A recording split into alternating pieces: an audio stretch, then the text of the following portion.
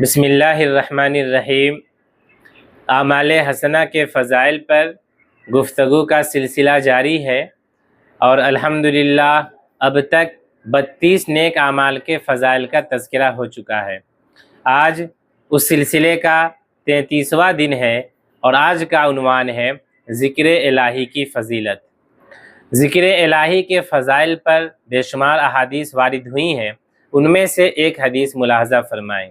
عن ابی الدرداء رضی اللہ عنہ قال قال النبی صلی اللہ علیہ وسلم الا انبئکم بخیر اعمالکم وازکاها عند ملیککم وارفعها فی درجاتکم وخیر لکم من انفاق الذهب والورق وخیر لکم من ان تلقوا عدوکم فتضربوا اعناقهم ويضربوا اعناقکم قالوا بلى قال ذکر اللہ عز وجل فقال معاذ بن جبل رضی اللہ عنہ ما شیء انجا من عذاب اللہ من ذکر اللہ۔ یہ حدیث ترمذی شریف میں موجود ہے اور اس کا نمبر ہے 3377۔ اس کا ترجمہ یہ ہے، حضرت ابو الدرداء رضی اللہ عنہ سے مروی ہے کہ رسول اللہ صلی اللہ علیہ وسلم نے ارشاد فرمایا، کیا میں تمہیں تمہارے اعمال میں سے اس عمل کی خبر نہ دوں جو سب سے بہتر ہے؟ کیا میں تمہیں اس عمل کی خبر نہ دوں جو تمہارے رب کے نزدیک سب سے پاکیزہ ہے؟ کیا میں تمہیں ایسے عمل کے بارے میں نہ بتاؤں جو تمہارے درجات کو سب سے زیادہ بلند کرنے والا ہے؟ کیا میں تمہیں ایسے عمل کی خبر نہ دوں جو تمہارے لیے سونا اور چاندی کو خرچ کرنے سے بہتر ہے؟ کیا میں تمہیں ایسے عمل کی خبر نہ دوں جو اس سے بھی بہتر ہے کہ تم میدان جنگ میں اپنے دشمن سے ٹکراؤ اور وہ تمہاری گردنیں کاٹے اور تم ان کی گردنیں، یعنی جہاد سے بھی بہتر ہے۔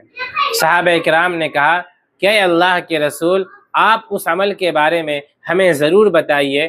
تو آپ صلی اللہ علیہ وسلم نے فرمایا، وہ عمل اللہ رب العزت کا ذکر ہے۔ حضرت معاذ بن جبل کہتے ہیں کہ عذاب الہی سے بچانے والی اللہ رب العزت کے ذکر سے بڑھ کر کوئی بھی چیز نہیں ہے، یعنی اللہ رب العزت کے عذاب سے نجات دلانے والے اعمال میں سب سے اونچا عمل اور سب سے بہتر عمل، سب سے افضل عمل اللہ رب العزت کا ذکر ہے۔ ذکر کسے کہتے ہیں؟ ذکر کہتے ہیں کسی بھی چیز کے دل میں آنے یا زبان پر آنے کو۔ دل میں اگر ہمارے کوئی چیز آتی ہے تو وہ بھی ذکر ہے، یا زبان پر اگر ہم کسی چیز کا تذکرہ کرتے ہیں، تکلم کرتے ہیں تو وہ بھی ذکر ہے۔ یہ لغوی اعتبار سے ہے۔ شریعت کی اصطلاح میں ذکر کہتے ہیں دل، زبان اور دیگر اعضاء و جوارح سے اللہ رب العزت کی اطاعت کرنا۔ دل سے اللہ کی اطاعت کیسے ہوگی؟ یعنی دل میں ہم اللہ رب العزت کی ذات و صفات کے بارے میں غور و فکر کریں، آخرت کے احوال کے بارے میں غور و فکر کریں، تو یہ دل سے اللہ کی اطاعت کرنا ہے۔ اعضاء و جوارح سے اطاعت کا مطلب یہ ہے کہ ہم بدن سے اللہ رب العزت کی بندگی کریں، جیسے ہم نماز پڑھتے ہیں، ہم روزہ رکھتے ہیں، ہم حج کرتے ہیں، تو یہ اعضاء و جوارح سے اللہ رب العزت کی اطاعت کرنا ہے۔ اور زبان سے اطاعت کا مطلب یہ ہے کہ ہم تلاوت قرآن، تحلیل، تسبیح، تحمید اور تکبیر کا اہتمام کریں، یعنی اللہ رب العزت کا ذکر کریں۔ تو دل، زبان اور اعضاء و جوارح کے ذریعے اللہ رب العزت کی اطاعت کرنا یہ ذکر کہلاتا ہے۔ ذکر الہی کے بے شمار فضائل و فوائد قرآن و احادیث میں مروی ہیں۔ قرآن مجید میں اللہ رب العزت ارشاد فرماتے ہیں، الا بذکر اللہ تطمئن القلوب۔ اللہ رب العزت کے ذکر سے دلوں کو سکون ملتا ہے۔